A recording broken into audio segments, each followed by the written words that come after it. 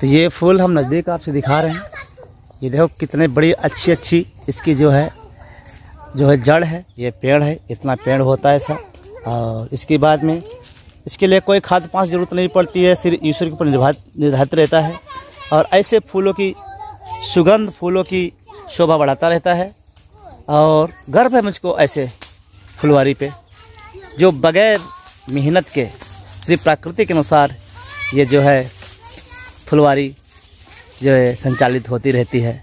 और यही चीज़ आपको हम दिखाना चाहते हैं, जहाँ पे इंसान की ज़रूरत नहीं पड़ती है, आज भी ईश्वर की ज़रूरत पड़ती है, क्योंकि इसको डायरेक्ट ईश्वर उत्पन्न करता है। इसमें इंसान हाथ भी नहीं लगाता है, और हाथ साल में जब होली आती है तभी लगाता है। तो ऐसी हम चीज़ आपको दिखा रहे हैं। और इस ब्लॉग में हम आपको फूलों के बारे में दिखाएंगे, और इसका नाम हम अभी भी नहीं बता पाएंगे, क्योंकि इसका नाम हम आपको लास्ट में बताएंगे। ओके, तो ये हमारी फुलवारी थी। ये देखो फूल भी आपको नज़दीक दिखा दे रहा हूँ। ये ऐसे फूल हैं, और इन फूलों की जो शोभा है बहुत अच्छी है, और जहाँ तक भी नज़र डालते हैं वहाँ तक ये फूल ऐसे खिलते रहते हैं और शोभा बढ़ाते रहते हैं। तो इस जगह पे बहुत कोशिश करने के बाद मैं आया हूँ, और ये आपको दिखा रहा हूँ इधर से। तो ये प्राकृतिक है, इसका कोई अंत नहीं है। धन्यवाद।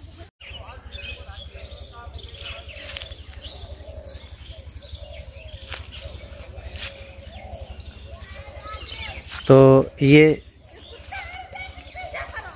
कुदरती है। तो ऐसी इस क्षेत्र में फुलवारियाँ हुआ करती हैं, जो आपको दिखा रहा हूँ, नज़दीक दिखाता हूँ। ये इस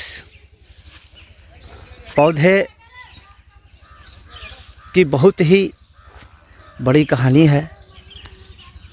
इसकी कहानी ये है कि ये पश्चिम भारत में कहीं भी ज़मीन पे उग जाता है, और इसको इंसान से कोई मतलब नहीं रहता है। ये खाली इस समय देखो ये भौरा है, देखो ऐसा भौरा है जो भी आपको दिखा रहा हूँ। ये देखो भौरा। तो ऐसे इनकी सुगंध लेते हैं, मधुमक्खी आती है, इनमें रस बहुत होता है, और जो रस होता है ये कुदरती मीठा होता है, और इसको इंसान भी चूसते हैं। हम भी अभी आपको चूस के दिखाएंगे। तो पहले हम आपको पूरा क्लिप दिखा देते हैं कि इसका रस कैसा होता है और इसको कैसे यूज किया जाता है। तो ये होलिका जो माता जी हैं, जो होली त्यौहार होता है, होली का और इस पौधे का बहुत संबंध है, क्योंकि जब तक होली नहीं आती है तब तक ये पौधा कहीं भी उगता नहीं है, हमारे क्षेत्र में कहीं नहीं उगता है। और जैसे जैसे होली के दिन आता रहता है ये पौधा उगता रहता है, और जब आग नहीं लगती है तो अपने आप को बिखेर देता है। ऐसा बिखरता है, जैसे देखो ऐसे मैं आपको दिखा रहा हूँ, ऐसे इसके फूल होते हैं, ऐसे बिखरता है, इस तरीके से बिखरता रहता है ये फूल, और अपने आप को सुगंध देता रहता है। तो इस फूल की यही महानता है। और छोटे पे इसका नाम जानता था, लेकिन अभी यहाँ पर हम कोई नहीं है, और इसलिए हम बता नहीं पा रहे, लेकिन इसको मैं लास्ट में ज़रूर बताऊँगा, क्योंकि हम भी भूल चुके हैं। अब पहले इसकी घुंडियाँ देखो ऐसे होती हैं, ये घुंडियाँ आपको दिखा रहा हूँ। ये घुंडियाँ हैं, ऐसा घुंडी आती है इसकी, आपको ढंग से दिखा रहा हूँ। ये देखिए, ये जो हाथ से मैं दिखाता हूँ, ये देखो ऐसा घुंडी आती है। उसके बाद में फिर ऐसे फूल होते हैं, और इसका जो पेड़ होता है, देखिए यहाँ पे कोई खेत नहीं है, ये रोड है, और रोड के बाद ये जंगल है, ऐसा जंगल है, और इसी जंगल में उगता है। तो आप सोचिए, अगर जो है आलू है, टमाटर है, गोभी है, बैंगन है, अगर इनको खेत में लगा दिया जाए तो बहुत देखना पड़ता है, खाद पास निराई करनी पड़ती है, पानी देना पड़ता है। आप सोचिए, ऊपर वाले की कृपा है कि इस पौधे के लिए कुछ नहीं करना पड़ता है। अगर जो है पौधा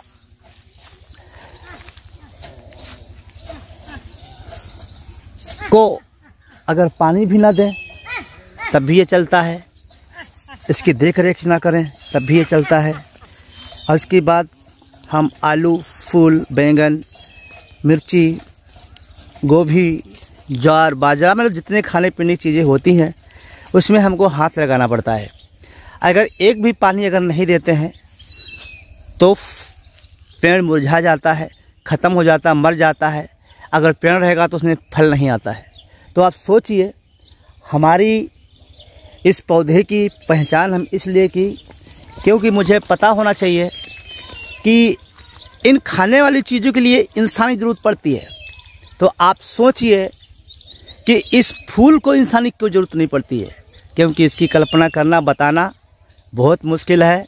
क्योंकि इसका संबंध, वैसे देखा जाए संबंध तो सबका ऊपर वाले से होता है, लेकिन कुछ ऐसे पेड़ होते हैं जिनको खाद पास पानी डालना पड़ता है, लेकिन इस पेड़ को कभी भी खाद पास और पानी डालना नहीं पड़ता है। ये सिर्फ अपने दम पे उगता है। देखिए जो फुलवारी इसमें दिखा रहे हैं, ये अपने दम पे उगा है और अपने दम पे चलता है।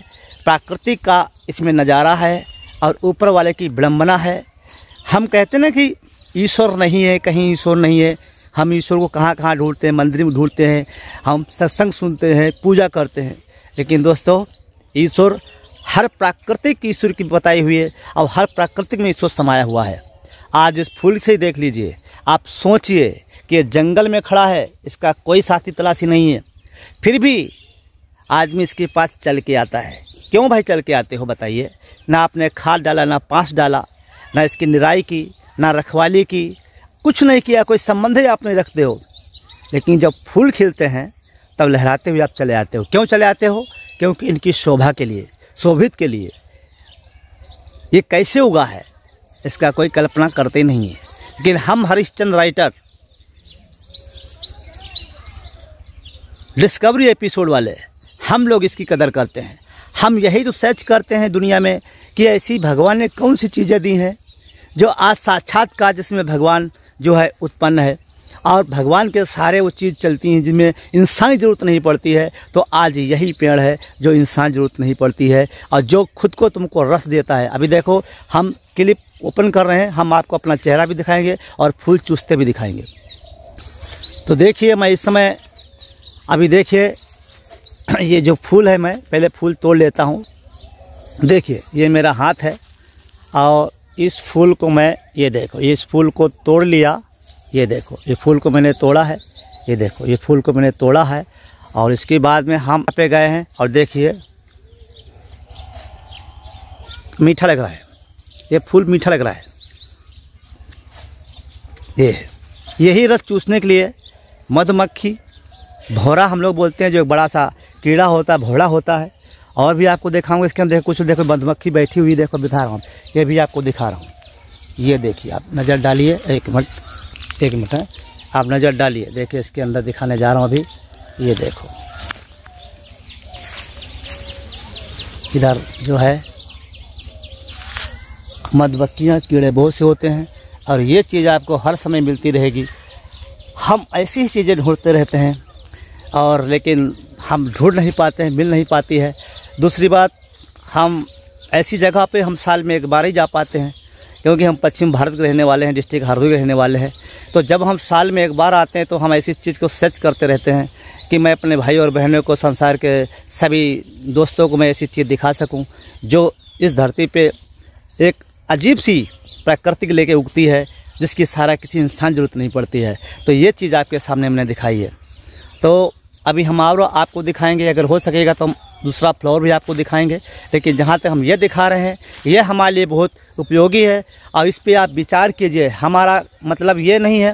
देखिए भौरा भी, अभी देखो आपको दिखाता हूँ, कुछ भौरे भी इधर आते हैं और फ्लोर को चूसते हैं। ये देखिए, ये देखो भौरा है, भी दिखा रहा हूँ आपको। देखो ये भौरा, ये देखो उड़ रहा है, ये देखो उड़ रहा है, देखो ये देखो ये उड़ रहा है, ये देखो। तो हम कल्पना कर सकते हैं, हम अपनी लाइफ पे कल्पना कर सकते हैं। आप सोचिए कि अगर हम एक दिन ना नहाएं, एक दिन खाना नहीं खाएं, एक दिन पानी की तो छोड़ो, अगर आधा घंटा अगर पानी नहीं पिए तो हमारा चेहरा बिगड़ना चालू कर देता है। और चेहरा बिगड़ने के साथ साथ में हम उलझन महसूस होने लगती है। लेकिन यहाँ पे इस फूल को देखिए, इस पेड़ को देखिए, ये उलझन अपनी किसको बताए। तो हमें प्रकृति से सुधरना चाहिए। और कहा भी गया है कि आपको माँ बाप तो गुरु होते ही हैं, फिर हम स्कूल जाते हैं, लेकिन जब अपने पैर पे अगर खड़े हो जाएं तो हमें प्राकृतिक से सीखना चाहिए कि प्राकृतिक ने हमको क्या दिया है। प्राकृतिक को जब खोज करोगे तभी आपको पता चलेगा कि जो है हमें क्या क्या सीखना है और क्या क्या नहीं सीखना है।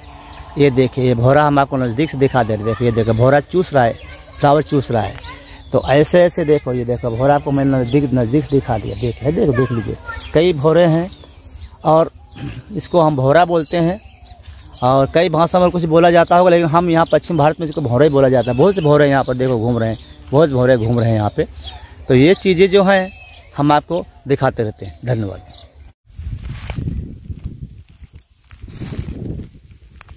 ये ऐसे हरे भरे फूल हैं और ये भी एक अजीब पेड़ है जिसके बारे में आपको दिखा रहा हूँ। और कितने शोभायमान लगते हैं ये फूल जब हम देखते हैं कि ऐसी हरियाली हमें बहुत कम मिलती है। और इस समय आपको हम दिखाने जा रहे हैं। ये देखो फूल है, जहाँ तक नज़र डालेंगे तो वहाँ तक फूल ही फूल है। और ये बहुत लुभावने फूल हैं। ये कहाँ फूल है, कौन सा फूल है और कैसे फूल है, इसके बारे में मैं कुछ नहीं बता सकता हूँ, क्योंकि ये नए फूल हैं। और जो भी रहेगा हम लास्ट में बताएंगे, सब दोनों फूल बताएंगे। इस समय जो फूल, इस समय देख लो कितना अच्छे अच्छे फूल हम नज़दीक से आपको दिखा रहे हैं।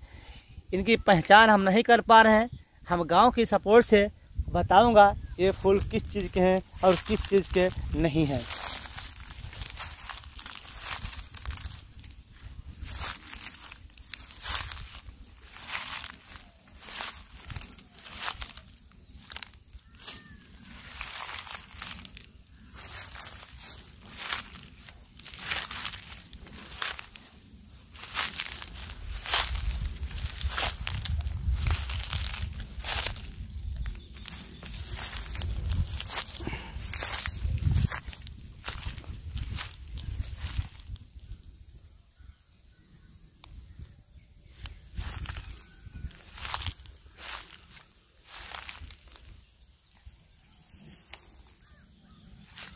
तो ऐसे फूल होते हैं हमारे इस क्षेत्र में।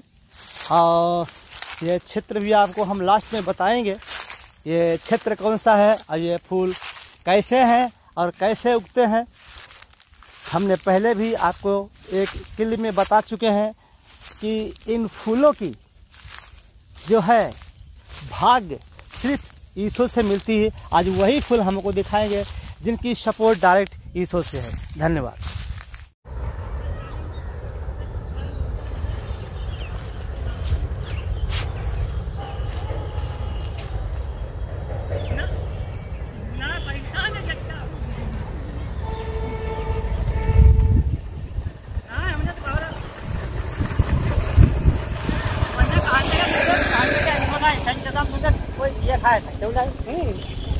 कहीं लौंडे ने कोई मुराई करेंगे।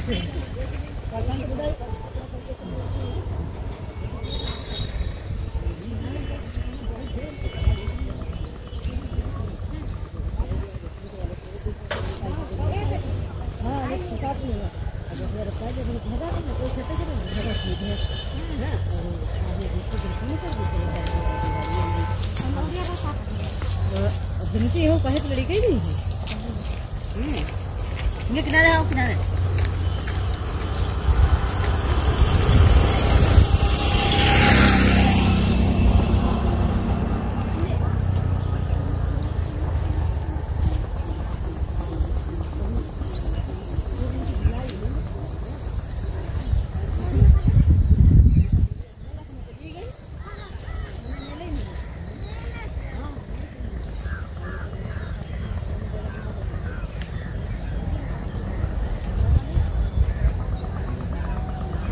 ये फुलवारी,